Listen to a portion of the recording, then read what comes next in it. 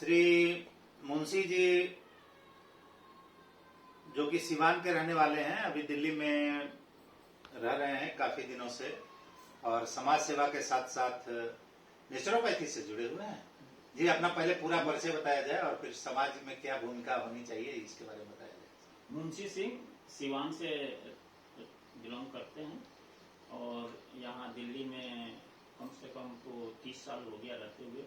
इसके पहले हम जमशेदपुर में भी रहे हैं, पटना में भी रहे हैं और शिक्षा के माध्यम से हम बहुत एक्टिव रहते हैं।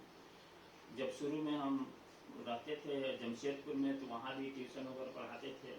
उस समय मेरे को नहीं पता था कि जगदेव बाबू कौन है, लेकिन उनके खास दोस्त के यहाँ हम ट्यूशन पढ़ाए हुए हैं। वहीं से हम उनके प्रेरित से हम आगे बढ़े, दिल्ली में भी आए और उनका जो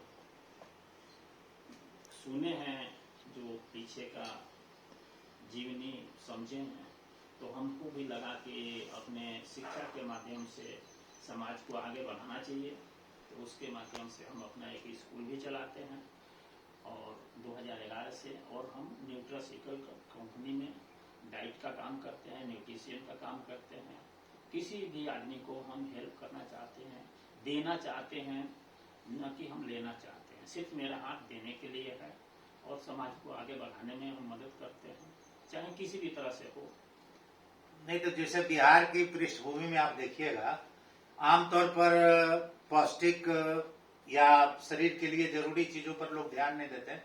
जैसे हर की बात है, चाहे मेरी हो या कोई भी हो। इसके लिए हम बता रहे हैं कि जैसे मान लीजिए कि आपके घर में सब कुछ है, लेकिन खाने का जो तरीका है वो हम लोगों को नहीं पता है। जैसे अभी दिल्ली में हम लोग आते हैं, होटल में बड़े बड़े 5 स्टार होटल में जाते हैं तो वहां पर सलाद दिया जाता है, जूस दिया जाता है, जो कि हम लोग खेती करके उसी को उगाते हैं और लेकिन हम लोग नहीं खा पाते हैं।